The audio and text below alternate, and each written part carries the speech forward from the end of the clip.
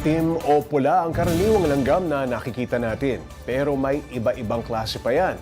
At ang National Museum of the Philippines may 6 na bagong diskubring species ng langgam. Para bigyan ng mukha ang balita, Mobile Journal Fatima Baduria. Hindi lang isa, hindi lang dalawa, kundi 6 na bagong species ng langgam ang nadiskubre ng researchers ng National Museum of the Philippines.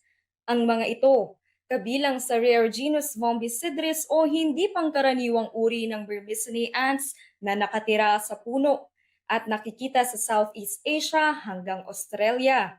Ilan sa katangian ng mga ito, ang groove sa gilid ng ulo at kakaibang pagkakaayos ng mandibles o ngipin.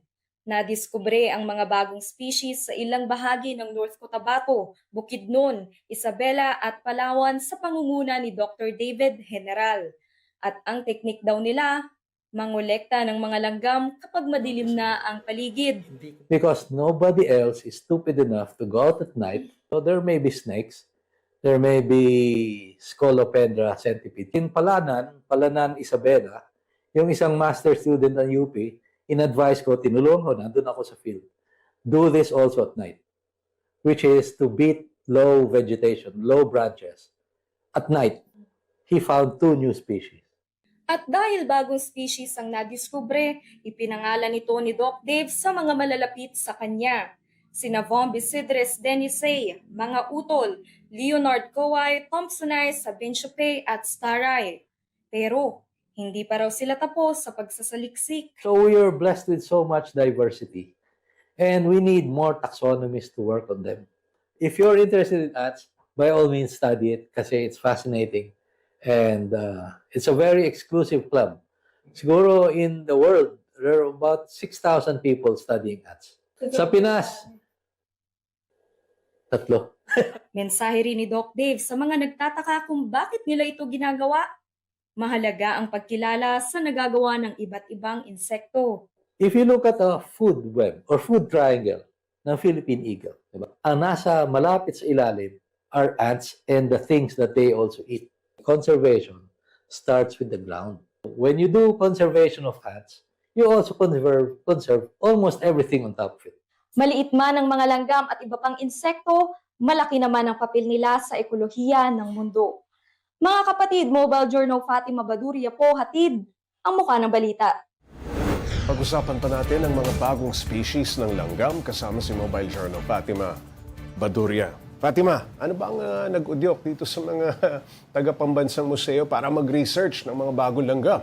Paps, kasi passion daw talaga ito ni Doc Dave nung nagkukwentuhan nga kami. Talagang fascinating daw para sa kanya yung mga langgam. Parang hindi raw nawala yung yung bug face niya simula nung pagkabata. Hanggang ngayon, ganun pa rin. At isa pa kasi, kulang pa yung documentation daw ng langgam dito sa Pilipinas. Napakarami raw nating iba't ibang langgam na parang anywhere makakakita ka, Paps. Ano ba ang kaibahan ng mga langgam na ito sa pangkaraniwang langgam na itim at pula?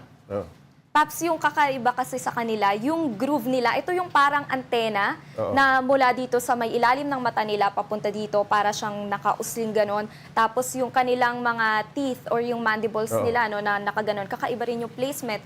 Pero yung isa pang kakaiba ay mukhang nocturnal itong mga nakitang Sa gabi. langgam. Yes, kasi talagang sa gabi nila hinahanap so doon sila nangongolekta at mas madalas silang nakakakita doon ng iba't ibang klase ng langgam. Okay, Fatima, itong uri ng langgam ay nakikita sa mga puno. Anong halaga ng langgam na ito sa kalikasan? Paps, nabanggit nga ni Doc Dave, yung food web. Nasa bandang baba yung mga langgam. So kahit na medyo muted yung parang celebration kapag may bagong species, importante pa rin daw sila dahil nga sila yung responsable para dun sa mga hayop na nasa taas pa ng food chain. So kung hindi na-conserve ng maayos yung mga nasa baba, ay may danger din na hindi rin maprotektahan yung mga nandoon naman sa taas ng food web, Paps. Fatima, ang pagpangalan dun sa mga nadiskubring langgam kay Doc Dave na talaga'y binigay. Yes, Paps, kasi isa daw to sa mga perks parang isa sa mga karapatan kapag ikaw yung nakadiskubre. Named after. Oo, ikaw rin yung magpapangalan at yun nga ginagamit niya to honor daw yung mga tao na malalapit sa kanya. At ang isa pang challenge dyan ay dapat walang kapareho dun sa mga iba ng mga species, no? So, yung isa nga yung mga Real-life utol. Filipino ant-man, no? Yes. Alright, maraming salamat, Mobile Journal Fatima Baduria.